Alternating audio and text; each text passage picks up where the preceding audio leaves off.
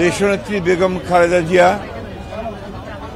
গত প্রায় এক সপ্তাহ ধরেই তিনি গুরুতর অসুস্থ অবস্থায়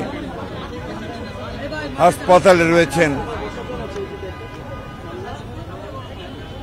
জাতীয় এবং আন্তর্জাতিক পর্যায়ের অত্যন্ত উচ্চমানের চিকিৎসকরা তার চিকিৎসা করছেন,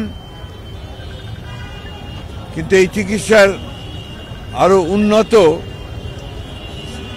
হাসপাতালে করা প্রয়োজন বলে সবাই মনে করছেন। সেই কারণে তাকে ইংল্যান্ডের হাসপাতালে নিয়ে যাওয়ার সিদ্ধান্ত হয়েছে। এই নেত্রী যিনি তার সারাটা জীবন এই দেশে গণতন্ত্র প্রতিষ্ঠার জন্য উৎসর্গ করেছেন। আপনারা সবাই জানেন যে বিগত হাসিনা ফ্যাসিস্ট সরকার তার প্রতি যে অন্যায় আচরণ করেছেন, নির্যাতন করেছেন, নিপীড়ন করেছেন, দীর্ঘ 6 বছর তাকে কারারুদ্ধ করে রাখা হয়েছে।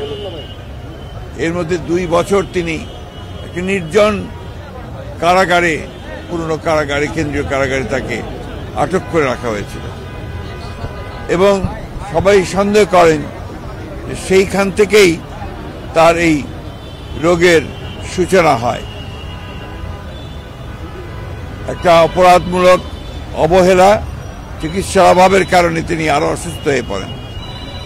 এরপরে আপনারা জানেন যে গত 4 বছর কোভিডের সময় থেকে তিনি গুরুতর অসুস্থ হয়েছিলেন। আল্লাহর অশেষ রহমতে তিনি সুস্থ হয়েছিলেন। এই কয়েকদিন তিনি আবার অসুস্থ হয়েছেন। চিকিৎসকরা প্রাণপণে চেষ্টা করছেন এবং আশা করছেন যে তিনি আগামীকাল যদি আপনার এয়ার অ্যাম্বুলেন্স এসে পৌঁছায় কাতার থেকে, তাহলে আগামী পরশু অর্থাৎ রোববার তাকে লন্ডনে নিয়ে যাওয়া সম্ভব হবে। তবে তিনি এখনো গুরুতর অসুস্থ, সেই কারণে তিনি ফ্লাই করতে পারবেন কিনা সেটা ডাক্তাররা নিশ্চিত করলেই তাকে ফ্লাই করে নিয়ে যাওয়া হবে অ্যাম্বুলেন্সে করে।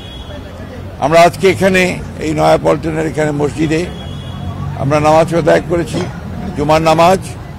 সারা দেশে আজকে জুমার নামাজের পরে বাংলাদেশের মানুষেরা দলমত নির্বিশেষে তারা আজকে এই মহান নেত্রীর জন্য, তার আরোগ্য লাভের জন্য, তিনি যে সুস্থ হয়ে আমাদের মাঝে ফিরে আসেন এবং দেশের যে সংকটময় মুহূর্তগুলোকে যেন তার ওই অগত্যে আমরা সবাই অতিক্রম করতে পারি, সেই দোয়া আজকে বাংলাদেশের মানুষ তার কাছে, আল্লাহ তাআলার কাছে চেয়েছেন। আমি আবারও পরম করুণাময় আল্লাহ তাআলার কাছে দোয়া করছি, প্রার্থনা করছি যে আল্লাহ তাআলা যেন তাকে সুস্থ করে আবার আমাদের মাঝে ফিরিয়ে নিয়ে আসেন এবং আমাদেরকে সঠিক নেতৃত্ব দেন। আসসালামু আলাইকুম।